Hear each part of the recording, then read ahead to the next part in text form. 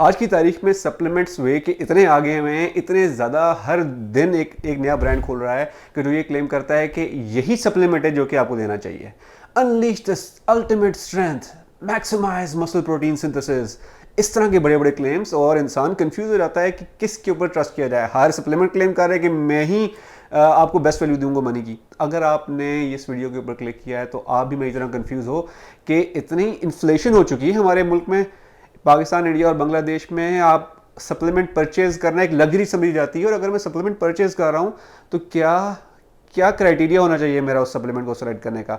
तो इस वीडियो में बने रहना, बहुत इंटरेस्टिंग होने वाली है ये वीडियो। वो 3 क्राइटेरियाज मैं आपको बताऊंगा कि इसके ऊपर कोई भी सप्लीमेंट अगर आपका उतरता है तो वो आपको वैल्यू देगा ही देगा। तो let's start with point number 1। तो सबसे पहला पॉइंट जो आप हर बंदा ये जानना चाहता है कि क्या इस सप्लीमेंट को लेके मेरी सेहत तो नहीं खराब हो जाएगी, क्या इसके अंदर कोई टॉक्सिन्स, कोई केमिकल्स, कोई बैंड सब्सटेंसेस तो नहीं है। पेरेंट्स भी यही कंसर्न उनका होता है जब वो बच्चों को ये वे प्रोटीन लेते हुए देखते हैं, क्योंकि वो डरते हैं कि ये हमारा बच्चा शायद ये लेने से कोई बीमार ना हो जाए, ये कुछ स्टेरॉइड समझते हैं। दूसरी बात यह कि स्पेशली हमारी कंट्रीज़ में, पाकिस्तान, इंडिया, बांग्लादेश में ये बहुत ज़रूरी है, क्योंकि हमें नहीं पता कौन धोखेबाजी और ये ना फ्रॉड बहुत बहुत आम है as compare to European countries. तो हमें ज़्यादा केयरफुल रहने की ज़रूरत है। तो 3 कंपनीज़ की सील आपने मेक श्योर करना है कि आपकी प्रोटीन सप्लीमेंट के ऊपर ज़रूर होनी चाहिए। तीनों में से अगर किसी एक की भी हो तो दैट इज़ फाइन टू, कोई मस्त एक किसी भी की भी हो तो वो भी ठीक है। Number 1 inform choice, number 2 NSF sports, number 3 BSGC। ये 3 लेबल्स, ये वर्ल्ड रिनाउंड कंपनीज हैं जिनका सिर्फ एक ही काम है, 2 चीज़ें टेस्ट करती हैं ये चीज़। Number 1 quality of the supplement, ये मेक श्योर करती हैं कि आपके प्रोटीन सप्लीमेंट के अंदर जो भी प्रोटीन की क्वांटिटी लिखी हुई है वो मेक श्योर करती हैं कि इतनी ही क्वांटिटी उन्होंने डाली हो, ना उससे कम नहीं होनी चाहिए। ये मेक श्योर करती हैं। सेकंड, ये मेक श्योर करती हैं कि जिन मैन्युफैक्चरिंग प्रोसेस से आपका सप्लीमेंट गुजर रहा है during that with in that control environment, जहां पर जिस फैसिलिटी में वो बना रहे हैं, उस फैसिलिटी में कोई बैंड सब्सटेंसेस तो नहीं यूज कर रहे, कोई टॉक्सिन्स तो नहीं यूज कर रहे। ये बैच चेक लेते हैं सैंपल का, उसको अपनी सुपरविजन में टेस्ट करते हैं, और अगर जो इनके पास लिस्ट ऑफ टॉक्सिन्स हैं उनमें से एक भी टॉक्सिन अगर निकलता है ना, तो वो उस सेलर को मार्केट में लाना ही नहीं देते सप्लीमेंट। तो इसीलिए ये बहुत ज़रूरी है, ये की है ये आपके लिए जानना कि इस में से किसी भी एक कंपनी की अगर सील लगी हुई है तो इससे आपको कॉन्फिडेंस डेवलप होता है कि ओके, जो सप्लीमेंट में बाय कर रहा हूँ, एटलीस्ट जो इसके ऊपर लिखा हुआ है, जो ये कह रहा है, वही उसके अंदर है, कोई धोखेबाजी नहीं है। बहुत कम कंपनीज गाइस केयर करती हैं अपने कस्टमर की, क्योंकि जब आप थर्ड पार्टी टेस्ट करवाते हो तो आप उस कंपनी को ज़्यादा पैसे देने पड़ते हैं फॉर दैट टेस्टिंग। तो अगर कोई कंपनी ये कर रही है, थर्ड पार्टी ये मेक श्योर कर रही है कि थर्ड पार्टी टेस्टिंग हुई हुई है, वो मैन्युफैक्चरर आपकी केयर कर रहा है, आपकी सेहत की केयर कर रहा है। पॉइंट नंबर 2, सबसे पहले आपको देखना है जो बड़ा बड़ा न्यूट्रिशन फैक्ट के नीचे लिखा होता है ना, सर्विंग साइज। सर्विंग साइज पे आपकी नजर जानी चाहिए कितना है। उसके बाद सीधा आपको देखना है कि प्रोटीन की सर्विंग कितनी है इसके अंदर। जब आपको ये दोनों चीज़ें पता चल गई हैं, अब आप इसका PR रेशियो कैलकुलेट कर सकते हो। इसको आप कहते हो protein to serving ratio. Guys ये याद रखना कि protein to serving ratio minimum 70% होना चाहिए। 70, और जितना ज़्यादा होगा उतना बेहतर है, but it should be at least 70%। उसकी वजह यह है गाइस, क्योंकि साइंस ने प्रूव किया है कि आपके जो प्रोटीन कॉन्टेंट है वो एटलीस्ट 20 ग्राम से 40 ग्राम एक सर्विंग के अंदर होना चाहिए in order to optimize your muscle protein synthesis. तो अगर उससे कम प्रोटीन आपको मिल रहा है तो इसका मतलब है वो इंफीरियर क्वालिटी प्रोटीन है। मैं आपको मिसाल देता हूं यहां पे कि अगर आपका सर्विंग साइज 31 ग्राम है और दूसरी तरफ आपका जो प्रोटीन कंटेंट है उसके वो 24 ग्राम है, तो ये PR रेशियो को सेटिस्फाई कर रहा है। तो आपको ये इंश्योर करता है कि इसके अंदर रिक्वायर्ड जो क्वांटिटी मसल प्रोटीन सिंथेसिस के लिए जो चाहिए मैक्सिमाइज करने के लिए वो मौजूद है। अगर तो इससे कम आ रहा है, 70 से कम आ रहा है, क्योंकि उसकी जो सर्विंग साइज है वो ज़्यादा है और प्रोटीन कम है, that means it is a no go. Ingredients list, आपने फॉरन इंग्रेडिएंट लिस्ट में मेक श्योर करना है कि जो आपका सबसे पहला जो इंग्रेडिएंट है that has to be whey protein. उसकी वजह यह है कि जो इंग्रेडिएंट लिस्ट जो है होती है आपकी, वो डिक्रीजिंग ऑर्डर में बनती है। तो जो सबसे पहला जो उसके अंदर इंग्रेडिएंट होता है उसकी वॉल्यूम सबसे ज़्यादा होती है। तो हम अगर वे प्रोटीन बाय करें तो वो हमें मेक श्योर करना है कि सबसे पहला इंग्रेडिएंट वे प्रोटीन होना चाहिए। रेड साइंस क्या है? मेल्टोडेक्स्ट्रिन नाम की अगर कोई चीज़ आपको नज़र आती है, या फिर हर वो केमिकल, हर वो इंग्रेडिएंट जिसके आखिर में INE लगा हो, इन, ये नो गो हैं। ये आपके सप्लीमेंट प्रोटीन की क्वांटिटी को इन्फ्लेट करते हैं, ये हम अगले पॉइंट में देखेंगे कि वो कैसे करते हैं और ये आपके लिए क्यों ठीक नहीं है। बट एनीवे फॉर नाउ ये याद रखें कि हर वो चीज़ जो कि INE में एंड हो या मेल्टोडेक्स्ट्रिन की कोई चीज़ हो, वो उसको बिल्कुल भी अपने इंग्रेडिएंट लिस्ट में अगर नजर आए तो उसको एक ये रेड साइन है, रेड फ्लैग है कि ये ठीक नहीं है। तीसरी चीज़ आपको ये मेक श्योर करना है कि कुछ ऐसी चीज़ें, ऐसे भी इंग्रेडिएंट्स हैं जो कि डालना मजबूरी होती है, जो कि एक पॉजिटिव रोल प्ले करते हैं आपके सप्लीमेंटेशन के अंदर। मिसाल के तौर पर लेसिथिन। अब लेसिथिन दो तरह के होते हैं, एक होता है सनफ्लावर लेसिथिन, एक होता है सोय लेसिथिन। तो इनमें अगर सनफ्लावर लेसिथिन है तो वो बेटर है, सोय लेसिथिन है लेकिन थोड़ा सा वो ये कि उसका नुकसान थोड़ा सा ज़्यादा है, फ़ायदे कम है, लेकिन sunflower lecithin is completely natural. तो अगर वो डालते हैं, उसकी डालने की वजह ये है कि वो शेल्फ लाइफ बढ़ाता है आपके सप्लीमेंटेशन की, प्लस वो मेक श्योर करता है कि आपका उसका ब्लेंड बेहतर बने, वो क्लम्पी ना हो, आपका जो पाउडर है वे प्रोटीन वो क्लम्पी ना हो। तो ये डालना मजबूरी है, लेकिन ये याद रखना जितनी ज़्यादा लंबी इंग्रेडिएंट लिस्ट होगी उतने ही ज़्यादा इंप्योरिटीज़ के चांसेस ज़्यादा हैं। तो मेक श्योर करना कि मिनिमम से मिनिमम जितने कम इंग्रेडिएंट हैं उतना ही प्योर आपका प्रोटीन है।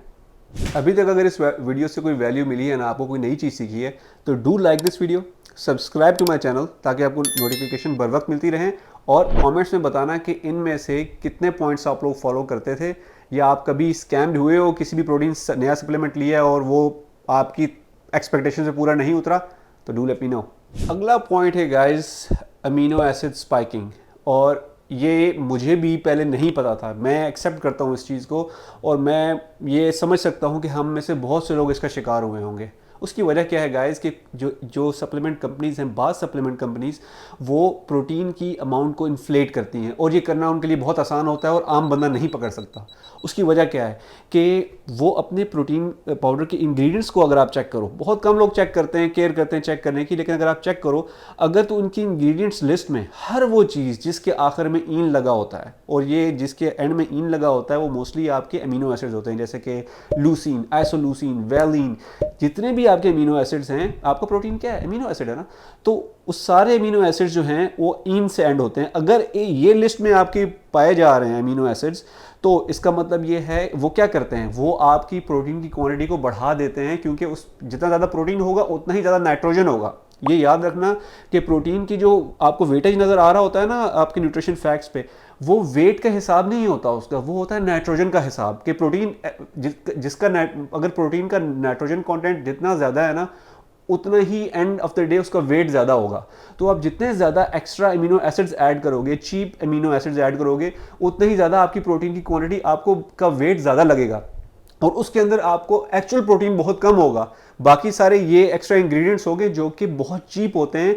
इसी वजह से सप्लीमेंट कंपनीज ये चीप एडिशनल जो अमीनो एसिड्स हैं वो ऐड करती हैं, ताकि लीगली तो वो कर सकती हैं, ऐड कर सकती हैं, और प्रोटीन की क्वांटिटी आपको बढ़ा के दिखाती हैं। जैसे कि मैंने आपको बताया, अमीनो एसिड्स डालने से प्रोटीन की स्पाइकिंग होती है, और आप वो शो कर सकते हो कि प्रोटीन तो इतना है, लेकिन क्या पता ये जो 24 ग्राम प्रोटीन आपको नज़र आ रहा है, इसमें शायद प्रोटीन आपको टोटल 15 ग्राम मिल रहा हो, और आप 24 ग्राम सोच के आप कह रहे हो कि वाह मुझे तो इतना ज़्यादा प्रोटीन मिल रहा है। और ये जो इतना चीप सप्लीमेंट है वो चीप इसलिए क्योंकि वो चीप अमीनो एसिड्स ऐड करके उन्होंने इन्फ्लेट की हुई प्राइसेस।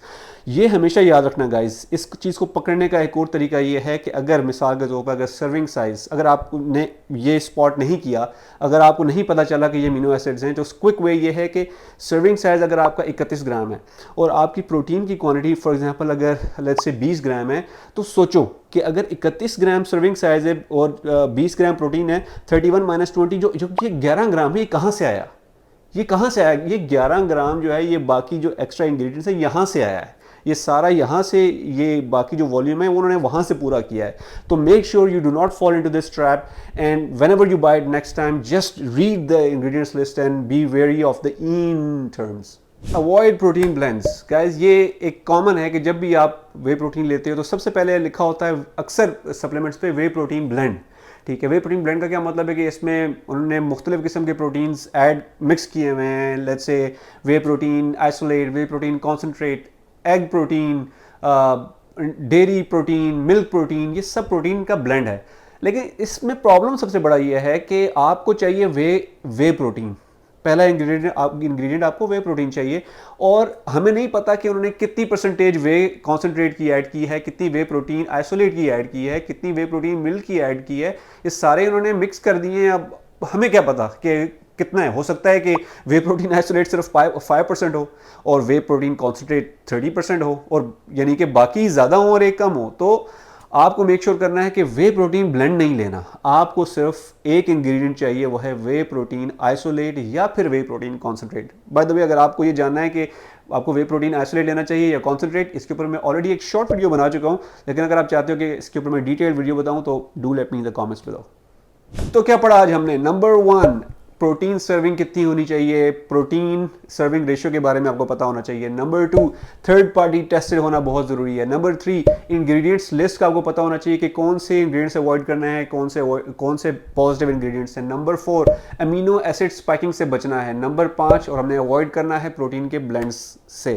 तो गाइस, आप मुझे कमेंट बॉक्स में ये ज़रूर बताना कि आप जो सप्लीमेंट यूज़ कर रहे हो क्या वो सारे इन बॉक्स को चेक करता है या नहीं करता। और नंबर 2, नेक्स्ट वीडियो में हम देखेंगे कि बेस्ट प्रोटीन सप्लीमेंट कौन सा है इन 2023। तो stay tune for that video and मैं मिलता हूं आपसे नेक्स्ट वीक। अल्लाह हाफिज़।